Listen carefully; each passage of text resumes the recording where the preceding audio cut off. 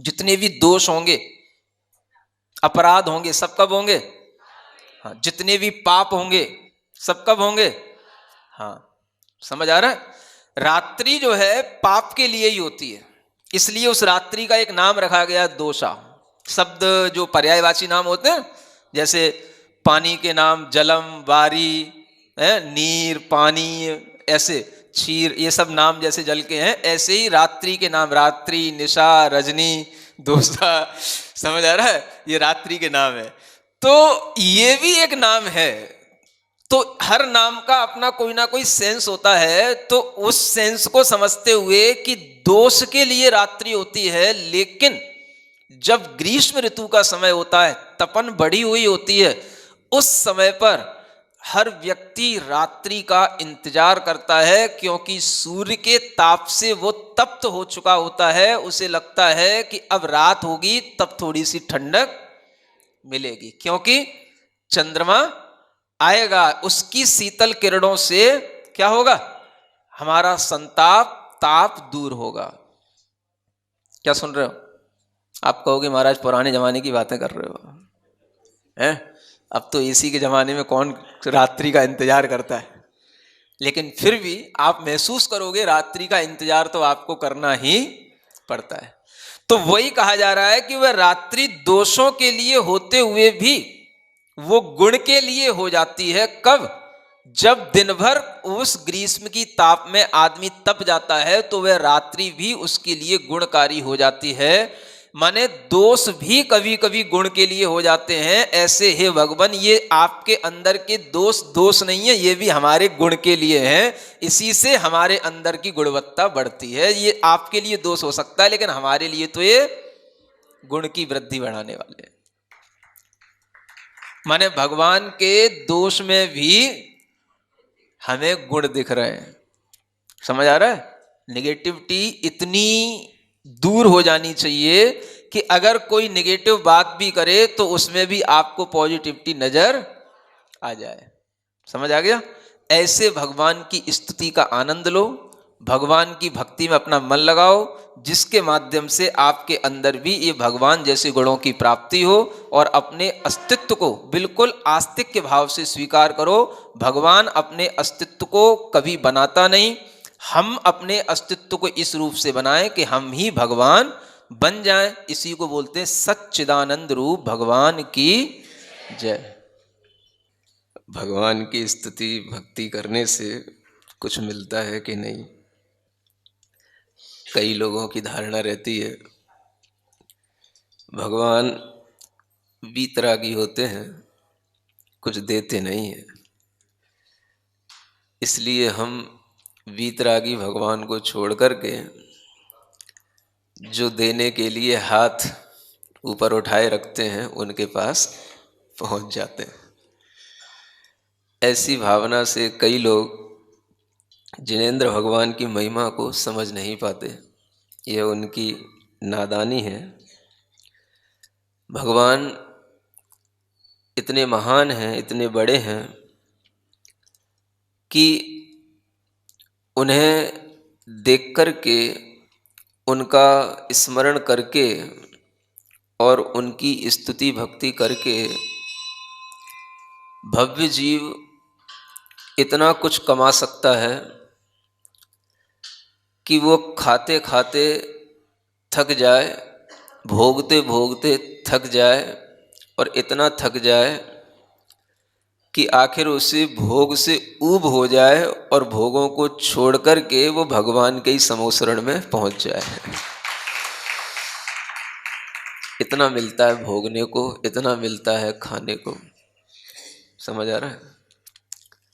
जितनी भी बड़ी बड़ी निधियां हैं, बड़ी बड़ी ऐश्वर्य हैं, ये सारे के सारे ऐश्वर्य जिनेंद्र भगवान की भक्ति से अर्जित हुए पुण्य के ही माध्यम से मिल सकते हैं।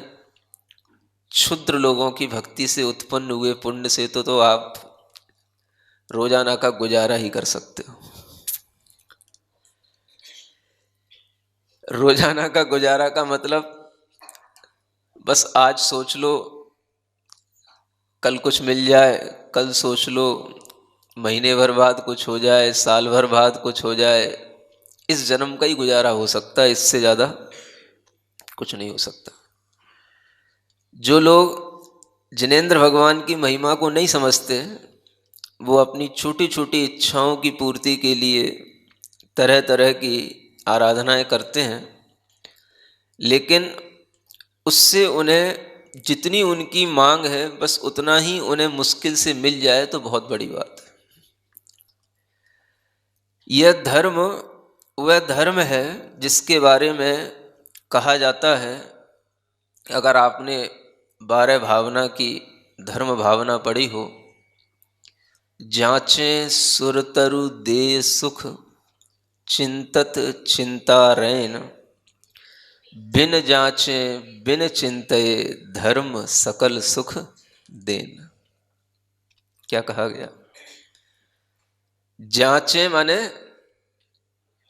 याचे का जांचे हो जाता है, प्राकृत भाषा है, या का जा हो जाता है।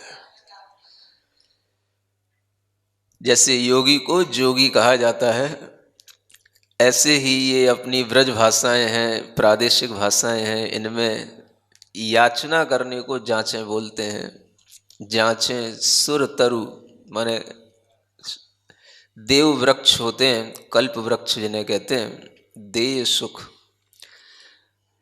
कल्प वृक्षों के आगे भी हमें प्रार्थना करनी पड़ती है कि हमें ये मिल जाए, इच्छा करनी पड़ती है, कामना करनी पड़ती है, तब वो कल्प वृक्ष हमें कुछ देते हैं। जांचे सुरतरु दे सुख चिंतत चिंता रैन। चिंतामणि, रैन माने रत्न, रैन माने रात्रि नहीं, रैन माने रत्न। वह चिंतामणि रत्न भी एक होता है जो भी दिव्य होता है, और उसके समक्ष भी हमें कुछ चिंतन करना पड़ता है, सोचना पड़ता है कि ये हमें क्या दे सकता है। जिस चीज़ की इच्छा होती है उसके बारे में हमें विचार करना पड़ता है, तब वो चिंतामणि रत्न से भी हमें कभी कुछ मिल जाता है। बिन जांचे बिन चिंतये धर्म सकल सुख दे। जहां पर हमें कुछ मांगना ना पड़े, कुछ सोचना भी ना पड़े और सब कुछ मिल जाए, वो केवल धर्म के द्वारा ही संभव है। यह वह धर्म है जिसकी अगर परिणति आत्मा में उत्पन्न हो जाए, जिसके ऊपर विश्वास आत्मा में उत्पन्न हो जाए, तो जन्म जन्म का जो ये मांगने का भाव है, एक हमेशा दीनता का भाव है, हमेशा भगवान के सामने इच्छाएं अभिव्यक्त करने का भाव है, भगवान से ही अपनी इच्छा पूर्ति करने का भाव है, अपने दुखों को दूर करने का भाव है, अभावों से मुक्ति पाने का भाव है। ये सारी सारी चीज़ें अपने आप शांत होती चली जाती हैं और हर व्यक्ति को सब कुछ समय पर मिलता चला जाता है। मिलता सब कुछ समय पर ही है। आप आज बीज बोते हो, आज ही बीज वृक्ष नहीं बन जाता, आज ही बीज वृक्ष के रूप में नहीं फलित हो जाता, आज ही उसमें फल नहीं लग जाते, सब समय पर लगते हैं। बीज बोने की प्रक्रिया जारी रखनी चाहिए,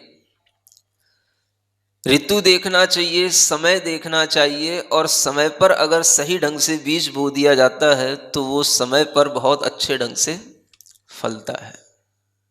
धैर्य के साथ इंतजार भी किया जाता है कि अब ये वृक्ष बनेगा, फल लगेंगे, इसके मीठे फल का हम पान करेंगे।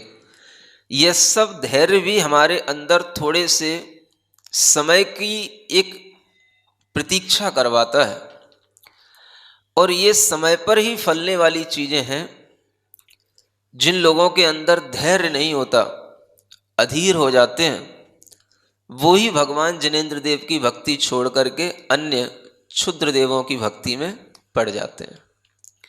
लोभ लालच में पड़ करके तरह तरह के बाबा और तरह तरह के नए नए भगवान जो पंचम काल में अवतरित होते रहते हैं, उनके चक्कर में पड़ करके जिनेंद्र भगवान की भक्ति को भूल जाते हैं, यह उनकी एक नादानी है, नासमझी है। आचार्य कहते हैं कि जब भी हमारे अंदर धर्म आएगा तो भगवान जिनेंद्र देव की भक्ति से ही आएगा, और शुरुआत में उस धर्म को ही पुण्य कहा गया और पुण्य को ही धर्म कहा गया, और वह पुण्य ही धर्म है जो भगवान जिनेंद्र देव की भक्ति से आपको उपलब्ध हो। आचार्यों ने इस पुण्य की इसलिए अनुमोदना की कि इस पुण्य से ही हमें सब प्रकार के सुख वैभव की प्राप्ति होती है, और यहां तक भी कहा कि पुण्य से ही हमको तीर्थंकरों की लक्ष्मी मिलती है और पुण्य से ही हमको मोक्ष सुख की प्राप्ति होती है। यह पुण्य ही है जिसके कारण से हम चक्रवर्ती के भी सुख को प्राप्त कर लेते हैं और देवताओं के भी सुख को प्राप्त कर लेते हैं। कल आपको प्रसंग बताया था कि कैसे एक जीव त्याग की वृद्धि से, और वो त्याग भी जैसे जैसे उसका समय के साथ त्याग होता चला जाता है, एक चीज का त्याग है, हर चीज का त्याग हो जाता है, तैसे तैसे उसके अंदर कैसा विचार, और उस विचार के कारण से उसके अंदर उत्पन्न होने वाला पुण्य का बंध, यह सब उसके उत्कर्ष का कारण बन जाता है। इसलिए आचार्यों ने कहा भगवान जिनेंद्र देव की भक्ति से पुण्य का अर्जन करो। कोई भी भगवान आकर के तुम्हारे लिए कोई हाथ में देने वाले नहीं है कुछ भी। कोई भी भगवान तुम्हारे लिए कभी भी कोई अपना स्थान छोड़ करके उतर करके आते हो और वो आकर के आपके सामने किसी सहायक के भेष में आ जाते हो, ये सब आपके भ्रम हैं। जो कुछ हो रहा होता है, जो कुछ चल रहा होता है, वो बड़े सूक्ष्म तरीके से, शांत तरीके से चल रहा होता है, और वह सब आपके भावों के पुण्य के माध्यम से ही सब कुछ चला करता है। पुण्य अगर हमारे अंदर है तो सहायता करने वाले जंगल में भी, वन में भी, ऐसे प्रतिकूल स्थानों में भी जहां आप सोच नहीं सकते हो, वहां पर भी आपके लिए सहायता करने वाले लोग पहुंच जाते हैं। अपने आप हमारे पुण्य के प्रताप से, हमारे पुण्य के फल से वह चीजें हमें अनुकूल बन जाती हैं जो हमें एक क्षण पहले प्रतिकूल दिखाई देती हैं। हम समझते हैं कि कोई भगवान आ गया, भगवान के भेष में कोई दूत आ गया, भगवान ने किसी को भेज दिया जो हमारी सहायता करने आ गया। लेकिन वस्तुतः सहायता करने के लिए हमारा पुण्य अपने आप अनुकूलताएं हमारे सामने जुटा देता है। पुण्य के कारण से ही सब प्रकार की प्रतिकूलताएं अनुकूलताओं में बदल जाती हैं। यहां तक कि आप हमेशा मंगलाष्टक में पढ़ते रहते हो, सर्पो हार लता भवत्यशीलता, है क्या पढ़ते रहते हो? सर्प भी हार की लता बन जाता है। समझ आ रहा है? और ये सब पुण्य के प्रभाव से होता है। अगर आपके लिए कोई भी आपत्ति आई है, किसी भी प्रकार का कोई दुख है, तो उसमें आपको धैर्य थोड़ा सा धारण करके केवल उस समय पर आपको भगवान की भक्ति में अपना मन लगाए रखना है, और वह मन तब तक लगाए रखना है जब तक कि हमारा मन बिल्कुल निराकुल न हो जाए। ये धैर्य के साथ होता है। आप लोगों ने तो भगवान को बिल्कुल एक दुकानदार बना रखा है। इस दुकान पर कोई चीज नहीं मिली, चलो दूसरी दुकान पर चलते हैं। यहां का माल पसंद नहीं आया, चलो उस दुकान पर माल खरीदते हैं। भगवान के साथ में भी हम बिल्कुल एज ए बेगर,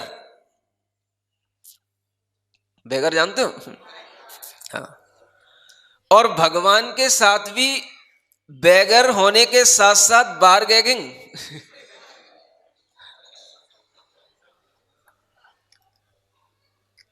समझ रहे हो ना? बस ये चलता रहता है। जब तक हम भगवान के समक्ष भी इस तरीके की लेन देन की बात, बारगेनिंग करने की बात करते रहेंगे, तब तक ना तो हम कभी भी भगवान को समझ पाएंगे, ना हम भगवान की भक्ति का अतिशय समझ पाएंगे। क्या समझ पाओगे? आपने भगवान को बिल्कुल एक सामान्य दुकानदार बना लिया। जब मन आए दुकानदार के पास पहुंच गए, भाई कुछ दे दो। वो कहता है तुम्हारे पास कुछ है तो कुछ तुम उसको दे दो, तो वो कुछ तुमको दे दे। समझ आ रहा है?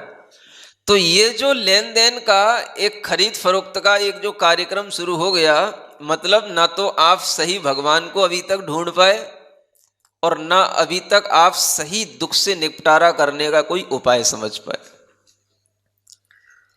जब तक ऐसे भगवानों की एडवर्टाइजिंग होती रहेगी, तब तक इस संसार के भव्य प्राणियों का उद्धार होना बहुत मुश्किल है। जब तक ऐसे चमत्कारी बाबा, कृपाओं को फैलाने वाले बाबा, जब तक टीवियों से कृपाएं फैलाते रहेंगे, चैनलों के माध्यम से जब तक उनकी दुकानें चलती रहेंगी, तब तक बहुत मुश्किल है कि ये भोला भाला प्राणी कुछ सही राह पर आ पाए। समझ आ रहा है? बहुत मुश्किल है। जिनेंद्र देव की आराधना करने वाला प्राणी दीन दरिद्री नहीं होता। वह वस्तु स्वरूप को समझता है और यह जानता है कि जो कुछ भी हमारे लिए फल मिल रहा है वो हमारे ही अपने अर्जित पुण्य और पाप से मिल रहा है। अगर आज हमें कुछ और अच्छा प्राप्त करना है तो हमें और अच्छे पुण्य की प्राप्ति करने के लिए वीतराग भगवान की ही आराधना करनी पड़ेगी, क्योंकि वीतराग भगवान के पास ही वो धन है जो धन और किसी के पास में नहीं है। वीतराग भगवान के पास में ही वो शक्ति है जो शक्ति और अन्य किसी देवी देवताओं के पास में नहीं है। वीतराग भगवान के पास ही वो महिमा है कि जिनके चरणों में पहुंच करके आपके अंदर वो पुण्य अर्जित हो सकता है कि आपको बिन मांगे, बिना सोचे, बिना विचारे आपके सामने हर चीज बिल्कुल सामने खड़ी मिले, हर चीज बिल्कुल आपको उपस्थित मिले। ये केवल वीतराग भगवान की महिमा में ही है।